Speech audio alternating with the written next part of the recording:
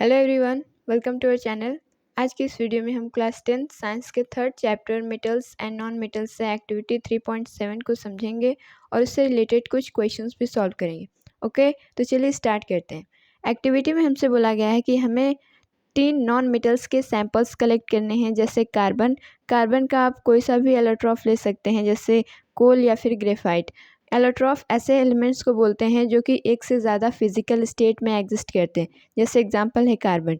ठीक, तो हमें कार्बन, सल्फ़र और आयोडीन इनका सैंपल कलेक्ट करना है। उसके बाद जो चीज़ें हमने एक्टिविटी 3.1 से लेकर एक्टिविटी 3.4 और 3.6 में की थी, वो एक्टिविटी हमें इन नॉन मेटल्स के साथ दोहरानी है। तो एक्टिविटी 3.1 से लेकर 3.4 तक हमने जो एक्टिविटी परफॉर्म की थी वो हमने मेटल्स में उनकी मैलिएबिलिटी, डक्टिलिटी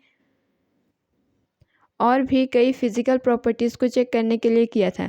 ठीक, तो ऐसा ही हमें नॉन मेटल्स के साथ भी दोहराना है और हमें ये देखना है कि नॉन मेटल्स की फ़िज़िकल स्टेट्स क्या क्या होती हैं। तो चलिए स्टार्ट करते हैं।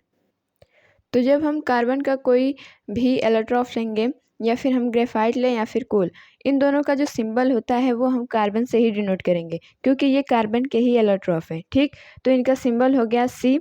ये जो ग्रेफाइट होता है वो नॉन लस्टरस होता है और इसका कलर होता है ब्लैक। पेंसिल की जो नोक होती है वो ग्रेफाइट ही होती है। ठीक, तो इसका टाइप ऑफ सरफेस हो गया नॉन लस्टरस। और हार्डनेस की बात करें तो ये काफ़ी स्मूथ और सॉफ्ट होते हैं। ठीक, तो मैलिएबिलिटी, ये नॉन मेटल्स हैं तो ये मैलिएबल नहीं होते हैं, यानी थिन शीट्स में ये कन्वर्ट नहीं होते हैं। और डक्टिलिटी की बात करें तो ग्रेफाइट या फिर कोई भी नॉन मेटल डक्टिलिटी जैसी प्रॉपर्टी को शो नहीं करता है, यानी वो थिन वायर्स में ड्रॉ नहीं होता है। ठीक, इलेक्ट्रिसिटी, ग्रेफाइट एक एक्सेप्शन है। Non metals normally electricity conduct नहीं कराते हैं, लेकिन ग्रेफाइट एक ऐसा नॉन मेटल है जो कि इलेक्ट्रिसिटी कंडक्ट कराता है। तो ग्रेफाइट के केस में जो इलेक्ट्रिसिटी है वो कंडक्ट होगी। और सोनोरिटी की बात करें, यानी सोनोरिटी वो प्रॉपर्टी होती है जिसमें अगर हम किसी मेटल या फिर नॉन मेटल को स्ट्राइक करें तो अगर उससे साउंड प्रोड्यूस होगा तो उसी प्रॉपर्टी को बोलते हैं सोनोरिटी। तो जो नॉन मेटल्स होते हैं वो ज़रा भी साउंड प्रोड्यूस नहीं करते हैं, तो नो सोनरस होगा। ठीक, कोल की बात करें तो इसका भी सिंबल होगा C। ये भी नॉन लस्टरस होगा और ये ब्लैक कलर का होगा। हार्डनेस इसकी भी स्मूथ और सॉफ्ट होगी।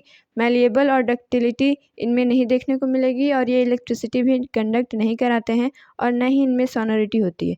ठीक, सल्फ़र की बात करें तो इसका सिंबल होता है S। ये भी नॉन लस्टरस है, ये येलो कलर का नॉन मेटल होता है। हार्डनेस, इसमें भी हार्डनेस नहीं होती है, ये स्मूथ होता है और न ही ये मैलिएबल, डक्टाइल और ना ही ये इलेक्ट्रिसिटी कंडक्ट कराता है और ना ही ये सोनरस होता है। ठीक, आयोडीन की बात करें जिसका सिंबल होता है I। ये ऐसा नॉन मेटल है जो कि शाइनिंग अपीयरेंस होता है जिसका, यानी ये लस्टरस होता है और इसका कलर होता है वाइट। ठीक, तो ये एक एक्सेप्शन है, क्योंकि जो नॉन मेटल्स होते हैं वो नॉन लस्टरस होते हैं, यानी उनमें शाइनिंग अपीयरेंस देखने को नहीं मिलता है। लेकिन ये जो आयोडीन है इसमें शाइनिंग अपीयरेंस देखने को मिलता है और इसीलिए ये लस्टरस होते हैं और इनका कलर होता है वाइट। और ये स्मूथ होते हैं, नॉन मैलिएबल, नॉन डक्टाइल। जो सारी बाकी नॉन मेटल्स में देखने को मिलती थी वही इनमें भी देखने को मिलती हैं। तो इन एक्टिविटी 3.7 से ये आप कंक्लूड कर सकते हैं या फिर इससे नॉन मेटल्स की फ़िज़िकल प्रॉपर्टी बता सकते हैं कि सभी नॉन मेटल्स ब्रिटल होते हैं और उनको नाइफ़ की हेल्प से काटा जा सकता है, यानी वो स्मूथ होते हैं। ठीक, नॉन मेटल्स इलेक्ट्रिसिटी कंडक्ट नहीं कराते हैं, इसका एक एक्सेप्शन है ग्रेफाइट। नॉन मेटल्स ना ही मेलिएबल होते हैं और ना ही डक्टाइल, वो साउंड भी प्रोड्यूस नहीं करते हैं और वो नॉन लस्टरस होते हैं, लेकिन इसका भी एक एक्सेप्शन है आयोडीन। तो इस एक्टिविटी से हमारा ये कंक्लूज़न है। ठीक, अब आइए इसी से रिलेटेड कुछ क्वेश्चन सॉल्व करते हैं। क्वेश्चन नंबर 1 है, generally metals are solid in nature, which one of the following metal is found in liquid state at a room temperature. Metals जो होते हैं वो जनरली सॉलिड होते हैं। ठीक, तो ऐसे मेटल का नाम हमसे पूछा गया है जो कि लिक्विड स्टेट में पाया जाता है, नॉर्मल यानी रूम टेम्परेचर में।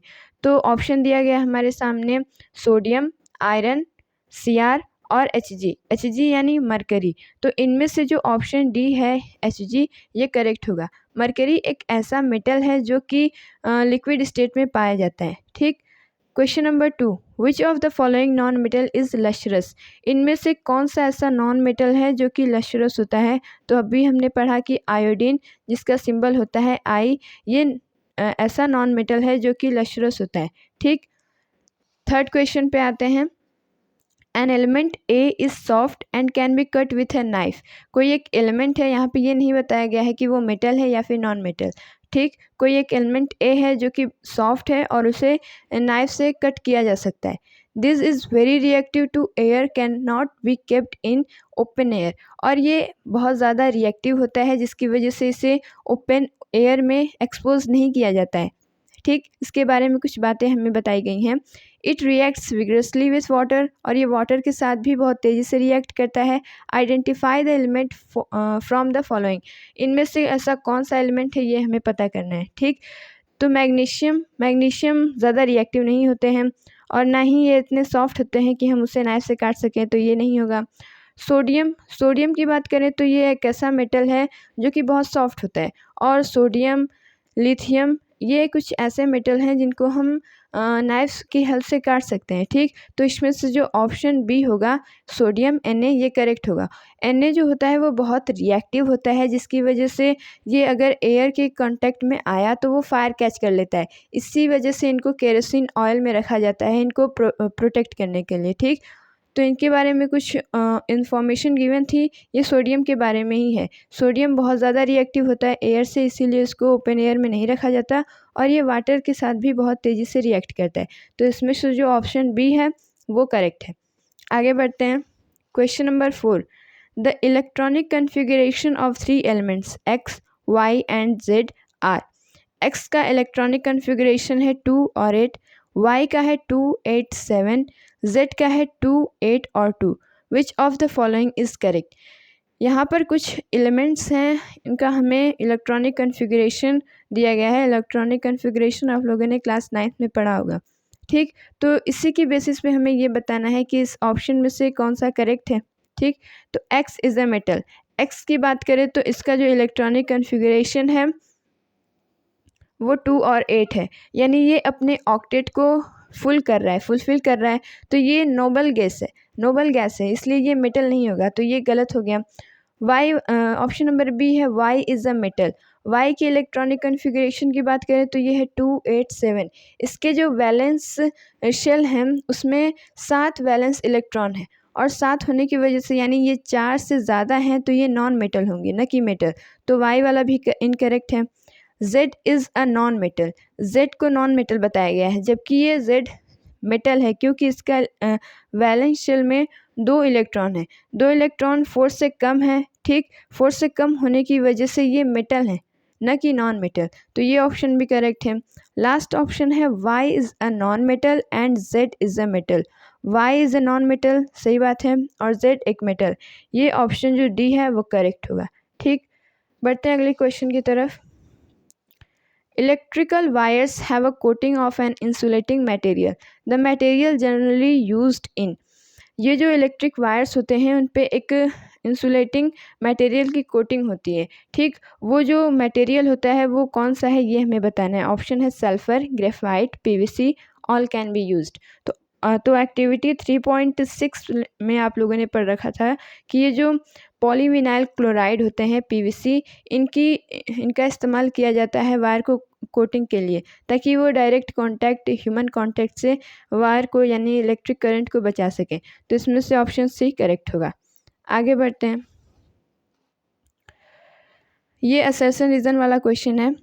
Alkali metals like sodium and potassium can be cut with a knife. Alkali metals जैसे सोडियम और पोटेशियम हैं उनको नाइफ से काटा जा सकता है। ये सही बात है। ठीक, they have high density. Reason इसका ये बताया गया है कि उनकी जो डेंसिटी होती है वो ज़्यादा होती है। तो क्या ये सही रीज़न है इसका? क्या रीज़न करेक्ट है? क्या ये सोडियम और पोटेशियम यानी अल्कली मेटल्स की डेंसिटी ज़्यादा होती है? तो ये गलत है। ठीक, तो इसमें असर्शन वाला जो पार्ट है, स्टेटमेंट है, वो ट्रू है, लेकिन जो रीज़न है वो फाल्स होता है। इसमें से ऑप्शन सी यानी ए इज़ ट्रू और एफ इज़ फाल्स, ये वाला ऑप्शन करेक्ट हो जाएगा। ये हमने कुछ MCQs सॉल्व किए। अब आगे हम कुछ रिटेन क्वेश्चन सॉल्व करते हैं। क्वेश्चन नंबर 7 है, why should we not throw small pieces of sodium into a sink in laboratory. ठीक, तो सोडियम मेटल है, हमें उसको सिंक में लेबोरेटरी में क्यों नहीं रखना चाहिए, ये हमसे क्वेश्चन पूछा गया। तो आंसर होगा मेटल्स लाइक सोडियम।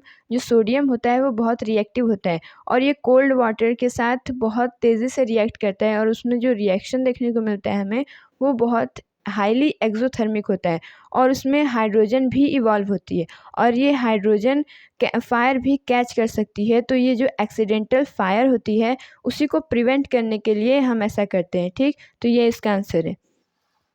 इसे आप अपनी लैंग्वेज में भी लिख सकते हैं।